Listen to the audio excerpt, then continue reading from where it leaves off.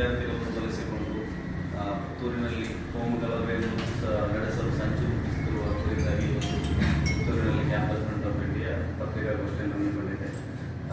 ನಾವು ರೀಸೆಂಟ್ಲಿ ನೋಡೋದಾದರೆ ಪುತ್ತೂರಿನಲ್ಲಿ ಸರ್ಕಾರಿ ಪದವಿ ಪೂರ್ವ ಕಾಲೇಜಿನಲ್ಲಿ ಕೊಂಬೆಟ್ಟೂರಿನಲ್ಲಿ ಕಳೆದ 1 ವಾರಗಳಿಂದ ನಡೆಯುತ್ತಿರುವಂತಹ ಅಲ್ಪಸಂಖ್ಯಾತ ವಿದ್ಯಾರ್ಥಿಗಳ ಮೇಲೆ ದಾಳಿಗಳು, ತ್ರಿಶೂಲ ದಾಳಿಗಳು, ಮೇಲಿನ ಹಲ್ಲೆ, ಬೆದರಿಕೆಗಳು ನಡೆಯಲು ವಿದ್ಯಾರ್ಥಿಗಳನ್ನು ಪ್ರಚೋದಿಸಿದ ವಿದ್ಯಾರ್ಥಿಗಳ ಸಂಘ ಪರಿವಾರದ ನಾಯಕರಾದ ಅರುಣ್ ಕುಮಾರ್ ಪುತ್ತಿಲ್ ಆಗಿರ್ಬೋದು ಅಥವಾ ಚಿನ್ಮಯ ಈಶ್ವರ ಆಗಿರ್ಬೋದು ನೇರ ಹೊಣೆಯನ್ನು ಕ್ಯಾಂಪಸ್ ಫ್ರಂಟ್ ಆಫ್ ಇಂಡಿಯಾ ಹೇಳ್ತಾ ಇದೆ.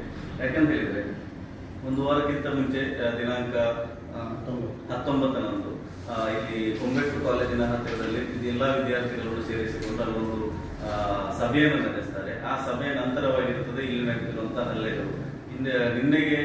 ನಿನ್ನೆ ನಡೆದಂತಹ ತ್ರಿಶೂಲ ದಾಳಿಯನ್ನು ಸೇರಿಸಿಕೊಂಡು 3 ದಾಳಿಗಳು ಅಥವಾ 3 ಅಲ್ಪಸಂಖ್ಯಾತರ ಮೇಲೆ ನಡೆದಂತಹ ದೌರ್ಜನ್ಯಗಳು ಮೂರನೇ ಸಂಖ್ಯೆಗೆ 3 ದಾಳಿಗಳಾಗಿದೆ ಪ್ರಸ್ತುತವಾಗಿ.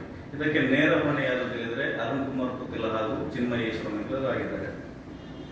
ಪುತ್ತೂರು ತಾಲೂಕು ಅಂತ ಹೇಳಿದ್ರೆ ಇದೊಂದು ಶೈಕ್ಷಣಿಕವಾಗಿ ಬೆಳೆಯುತ್ತಿರುವಂತಹ ಒಂದು ಕೇಂದ್ರವಾಗಿದೆ. ಸಾವಿರಾರು ವಿದ್ಯಾರ್ಥಿಗಳಲ್ಲಿ ವಿದ್ಯಾರ್ಥಿನಿ ಗೆಲ್ತಾ ಇದ್ದಾರೆ, ಶಿಕ್ಷಣವನ್ನು ಪಡೆಯುತ್ತಾ ಇದ್ದಾರೆ. ಆದರೆ ವಿದ್ಯಾರ್ಥಿಗಳು ಸೌಹಾರ್ದಯುತವಾಗಿ ವಿದ್ಯಾರ್ಥಿಯನ್ನು ಪಡೆಯುತ್ತಿರುವಾಗ ಇಲ್ಲಿ ಸಂಘ ಪರಿವಾರ ದುಷ್ಕರ್ಮಿಗಳು ಅಥವಾ ಎಬಿವಿಪಿಯ ಸಂಘಟನೆಯ ಕಾರ್ಯಕರ್ತರ ಮೂಲಕ ತಾಲೂಕಿನ ಎಲ್ಲ ಕಾಲೇಜಿನಲ್ಲಿ ಕೋಮು ಪ್ರಚೋದನಾ ಭಾಷಣವನ್ನು ಮಾಡ್ತಾ ಇದ್ದಾರೆ.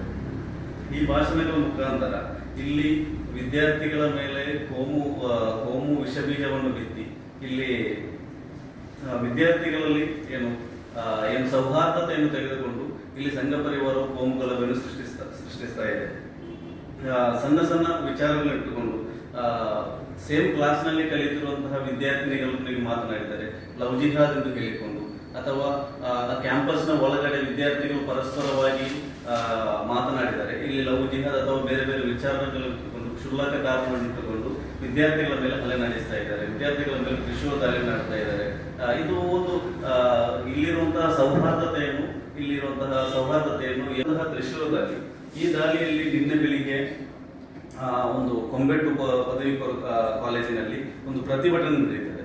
ಆ ಪ್ರತಿಭಟನೆಗೆ ಬೇರೆ ಬೇರೆ ಕಾಲೇಜಿನ ವಿದ್ಯಾರ್ಥಿಗಳಲ್ಲಿ ಆಗಮನ ಆಗ್ತಾ ಇದೆ. ಈ ಪ್ರತಿಭಟನೆ ನಡೆಯುತ್ತಿರುವಂತಹ ಸಂದರ್ಭದಲ್ಲಿ ಇಲ್ಲಿನ ಪೊಲೀಸ್ ಅಧಿಕಾರಿಗಳಿಗೆ ನಾವು ಫೋನ್ ಮುಖಾಂತರ ಕರೆ ಮಾಡಿ ಈ ತರ ಪ್ರತಿಭಟನೆಗಳು ನಡೀತಾ ಇದ್ದೇವೆ, ಇಲ್ಲಿ ಅಲ್ಪಸಂಖ್ಯಾತ ವಿದ್ಯಾರ್ಥಿಗಳಿದ್ದಾರೆ, ಬೇರೆ ಬೇರೆ ವಿದ್ಯಾರ್ಥಿಗಳಿದ್ದಾರೆ, ಇವರಿಗೆ ರಕ್ಷಣೆ ಕೊಡಬೇಕಾದ ಜವಾಬ್ದಾರಿ ನಿಮ್ಮ ಮೇಲೆ ಅಂತ ಹೇಳಿ ನಾವು ಪೊಲೀಸರೊಂದಿಗೆ ಫೋನ್ ಮುಖಾಂತರ ನಾವು ಹೇಳ್ತೇವೆ. ಆ ಸಂದರ್ಭದಲ್ಲಿ ಇವರು ಹೇಳ್ತಾ ಇದ್ದಾರೆ, ಇಲ್ಲ ನಾವು ಸಂಪೂರ್ಣವಾಗಿ ಬಂದೋಬಸ್ತ್ ನೀಡಿದ್ದೇವೆ, ಯಾವುದೇ ತೊಂದರೆ ಆಗುವುದಿಲ್ಲ ಅನ್ನೋ ಒಂದು ಭರವಸೆಯನ್ನು ನೀಡಿದ್ದಾರೆ.